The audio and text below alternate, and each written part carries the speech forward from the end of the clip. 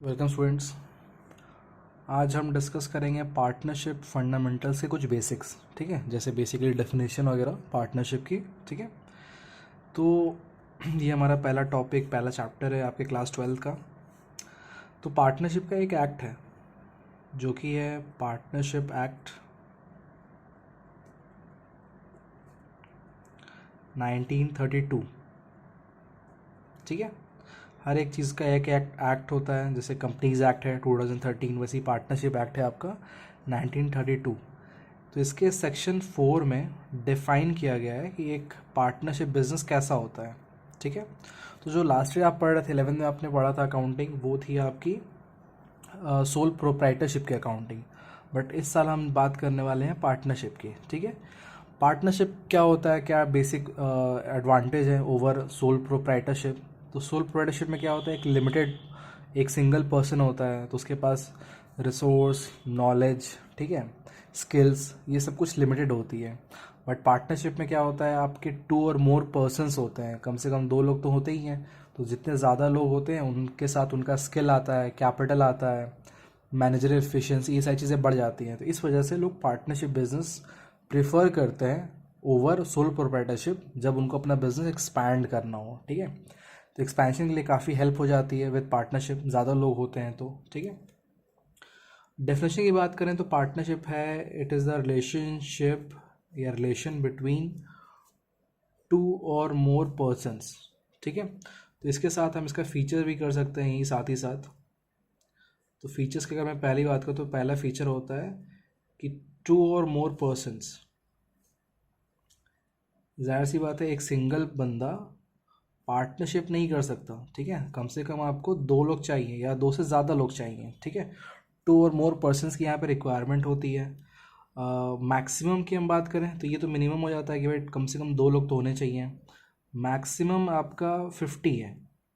ये partnership act में तो नहीं गिवन है, बट कंपनीज एक्ट में ये गिवन है कि 50 हो सकते हैं। ठीक है, उसके बाद हम किनको हम पार्टनर नहीं बना सकते हैं, ठीक है, फॉर्म में, वो है आपका, एक तो आप एक माइनर को नहीं बना सकते हो। माइनर समझ रहे हो, एज लेस देन 18, इसको आप अपना पार्टनर नहीं बना सकते। हाँ, बट ये अगर प्रॉफिट्स आप इसके साथ शेयर करना चाहो तो प्रॉफिट कर सकते हो, तो प्रॉफिट ओनली के लिए इसको पार्टनर बनाया जा सकता है, बट इसको लॉसेस आप नहीं दोगे। ठीक है, उसके बाद पर्सन ऑफ अनसाउंड माइंड, अगर कोई बंदा अनसाउंड माइंड का है, यानी कि वो अपने डे टू डे एक्टिविटीज़ कर पाने में केपेबल नहीं है, ठीक है, साइकोलॉजिकली, इन दैट केस उसको भी आप क्या कर सकते हो, पार्टनर नहीं बना सकते हो। तो ये पहला एक फीचर आ जाता है कि भाई कम से कम 2 या 2 से ज़्यादा लोग होते हैं पार्टनरशिप में। ठीक है, फिर यहाँ पे अगले आगे बात करते हैं, तो who have agreed to share the profits of a business. तो यानी ज़ाहिर सी बात है, यहाँ पे क्या होना चाहिए, आपका एक एग्जिस्टेंस ऑफ बिजनेस होना चाहिए। ठीक है, एग्जिस्टेंस ऑफ बिजनेस होगा, यानी कि चैरिटी के लिए आप पार्टनरशिप नहीं कर सकते। 2 लोग मिल करके चैरिटी कर रहे हैं, उसको आप पार्टनरशिप नहीं कहोगे। ठीक है, या फिर 2 लोग मिल करके, लेट से ए प्लस बी, इन दोनों ने मिल करके लेट से एक फ्लैट परचेज किया, तो क्या ये एक पार्टनरशिप है? नहीं, इसको भी आप पार्टनरशिप नहीं कहोगे कि उन्होंने बेसिकली एक एसेट का परचेजिंग किया है साथ में मिल करके, तो ये भी पार्टनरशिप कैटेगरी में नहीं आता है। ठीक है, मान लो फॉर एग्जांपल इन दोनों ने इस फ्लैट को सेल कर दिया, ठीक है, प्रॉफिट शेयर कर लिया, सेल भी कर दिया इसी फ्लैट को और प्रॉफिट शेयर कर लिया, क्या ये पार्टनरशिप है? नहीं, ये भी अभी पार्टनरशिप नहीं है। क्यों? क्योंकि बिजनेस होना चाहिए रेगुलर बेसिस पे। बिजनेस का मतलब रेगुलर बेसिस पे, आप एक one time purchase sale profit के लिए, ठीक है, उसको आप बिजनेस कंसिडर नहीं करोगे। तो बिजनेस होना चाहिए, तभी उसको हम पार्टनरशिप भी कैटेगराइज करेंगे कि भाई हाँ ये पार्टनरशिप है। ठीक है, उसके बाद प्रॉफिट्स का शेयरिंग होनी चाहिए। तीसरा यहाँ पे फीचर है sharing of profits. Profit share करना ज़रूरी है। मान लो फॉर एग्जांपल पार्टनर्स हैं आपके 3, ए बी और सी, और ए और बी क्या करते हैं, प्रॉफिट्स लेते हैं, बट वो क्या करते हैं, वो सी को देते हैं, सैलरी देते हैं। एक अच्छी हैंडसम सैलरी देते हैं, ठीक है, एक बढ़िया अमाउंट पे करते हैं, बट फिर भी ये क्या कहलाएगा कि भाई ये इस केस में सी जो है होगा, इसको एज अ पार्टनर आप कंसिडर नहीं कर सकते। क्यों? बिकॉज कि आप उसको क्या पे कर रहे हो, सैलरी पे कर रहे हो। तो प्रॉफिट का शेयर होना बहुत ज़रूरी है, ठीक है। ये तो एक क्राइटेरिया हो गया। एक और क्राइटेरिया ले सकते हैं हम लोग, जैसे मान लो दो ही लोग पार्टनर्स हैं, ए और बी। ए यहाँ पे क्या करता है, वो खुद लेता है प्रॉफिट और बी को देता है वो सैलरी, ठीक है। तो इस केस में भी आप इसको एज अ पार्टनरशिप ही कंसिडर नहीं करोगे, बिकॉज कि दो ही लोग थे और एक प्रॉफिट ले रहा है, दूसरा बंदा सैलरी आप उसको दे रहे हो, तो इसको भी आप कहाँ बोलोगे, ये भी पार्टनरशिप नहीं होता है फिर, ठीक है। तो आई थिंक आप समझ रहे हो बेसिक क्या है यहाँ पे मैं बताना चाह रहा हूँ, कि एक बिजनेस का एग्जिस्टेंस होना चाहिए और प्रॉफिट के क्या होनी चाहिए, शेयरिंग होनी चाहिए, ठीक है। कुछ भी हो सकता है, either it can be, let say भाई ठीक है तुम ज़्यादा प्रॉफिट में शेयर ले लो, तुम 9:1 ले लो, ठीक है, बट कुछ तो दो। बिना प्रॉफिट शेयरिंग के आप कैसे उसको बोलोगे पार्टनरशिप, ठीक है। फिर तो आपने उसको एम्प्लॉयमेंट एज अ दे रखा है, आपने अगर उसको सैलरी पे कर रहे हो तो बस में आ रही है। तो ये कुछ बेसिक है, उसके बाद आगे बात करते हैं। फिर बिजनेस है कैरिड ऑन बाय ऑल और any one of them acting for all, ठीक है। या तो एक बंदा काम करे सबके बिहाफ पे, ये तो सारे मिल के काम करें, ठीक है। पार्टनरशिप में ऐसा भी हो सकता है, ये आपने पढ़ा होगा इनफैक्ट क्लास 11th के आपके अकाउंटिंग में। इसको हम कहेंगे यहाँ पे म्यूचुअल एजेंसी बोला जाता है इसको,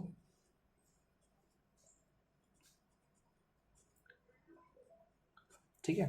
पार्टनरशिप में क्या होता है, या तो सारे ही पार्टनर्स एक्टिव पार्टनर्स कंसिडर किए जाए, ठीक है, कि वो लोग क्या करते हैं, डे टू डे एक्टिविटीज़ में पार्ट लेते हैं सारे लोग, तो ये business carried on by all हो जाएगा अगर सारे ही पार्टनर्स आपके एक्टिव हुए तो, ऑल पार्टनर्स,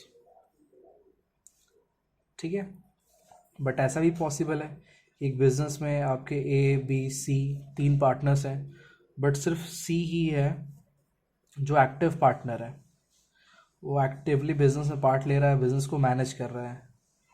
और ए और बी ये दोनों कैसे पार्टनर्स हो गए हैं आपके, ये आपके डोरमेंट पार्टनर्स हो गए, या फिर इनको आप स्लीपिंग पार्टनर्स भी कहते हो, ठीक है। तो ऐसा ही पॉसिबल है, या तो सारे ही पार्टनर्स आपके एक्टिव हो, या तो कोई एक पार्टनर भी अगर काम कर रहा है, बाकी पार्टनर्स आपके डोरमेंट है, स्लीपिंग पार्टनर्स है, तो भी चल जाता है, ठीक है। तो ये होता है यहाँ पे इसका मतलब, ठीक है। उसके बाद कुछ और चीज़ों पे हम बात करें, जैसे कि यहाँ पे पार्टनरशिप में होती है no separate existence, separate existence नहीं होता है। इसका क्या मतलब है, जैसे अकाउंटिंग की अगर मैं बात करूँ, अकाउंटिंग में तो होता है कि बिजनेस एंड ओनर को आप सेपरेट कंसिडर करते हो, बिजनेस एंड उसका जो ओनर है इनको आप क्या करते हो, आप सेपरेट ट्रीट करते हो। लेकिन जब लीगैलिटी की बात आती है, यानी कि लॉ के बेसिस पे, तब आपके जो पार्टनर है और जो बिजनेस है वो सेम माना जाता है। इसका मतलब ये है कि यहाँ पे ना जो लायबिलिटी होती है वो अनलिमिटेड होती है, liability of partners is unlimited. अगर उनका बिजनेस का अगर पैसा जो लॉसेस हैं अगर वो रिकवर नहीं हो पा रहा, उनके ऊपर जो डेट है अगर वो बिज़नेस के एसेट से पे ऑफ नहीं हो पा रहा है, तो फिर उनके पर्सनल एसेट्स को भी यूज़ किया जा सकता है पार्टनर्स के, टू पे ऑफ दोज लायबिलिटीज़। तो अकाउंटिंग में तो हम उसको सेपरेट मान रहे हैं कि हाँ ठीक है बिजनेस ओनर अलग अलग है, क्योंकि तभी आप अकाउंटिंग कर भी पाओगे। बट लीगैलिटी और लॉ के बेसिस पे पार्टनर बिजनेस सेम होते हैं यहाँ पे, इसलिए पार्टनरशिप में लायबिलिटी कैसी होती है, अनलिमिटेड होती है, ठीक है। उसके बाद एक और लास्ट रह जाता है आपका, which is principal and agent relationship, principal and agent relationship. Principal जैसे आपका, जैसे लेट से आपके स्कूल का प्रिंसिपल है, वो हेड है, ठीक है, तो उसकी जो डिसीजंस होंगे वो बाकी लोगों पे बाइंडिंग होते हैं, ठीक है। और एजेंट क्या है, बेसिकली जो किसी फर्म को, किसी कंपनी को क्या कर रहा है, रिप्रेजेंट कर रहा है। कैसे आपके LIC एजेंट्स होते हैं, वो क्या करते हैं, इंश्योरेंस कंपनी को रिप्रेजेंट कर रहे हैं। बट पार्टनरशिप में क्या होता है ना, कि सारे ही पार्टनर्स प्रिंसिपल भी होते हैं और एजेंट भी होते हैं। जैसे A, B और C 3 पार्टनर्स हैं। अगर ए ने कोई डिसीजन लिया है, बी और सी उसको फॉलो करते हैं, तो इस केस में ए हो जाएगा आपका प्रिंसिपल और बी और सी ये हो जाएंगे इसके एजेंट्स हो जाएंगे। ठीक है, ये तो एक केस हुआ। मान लो कि दूसरा केस है, उसमें सी ने कोई फैसला लिया तो सी प्रिंसिपल हो जाएगा, और ए और बी अगर एग्री करते हैं तो ये एजेंट्स हो जाएंगे आपके। यानी कि यहाँ पे कहने का मतलब ये है कि पार्टनरशिप बिजनेस में हर एक पार्टनर प्रिंसिपल भी है और एजेंट भी है।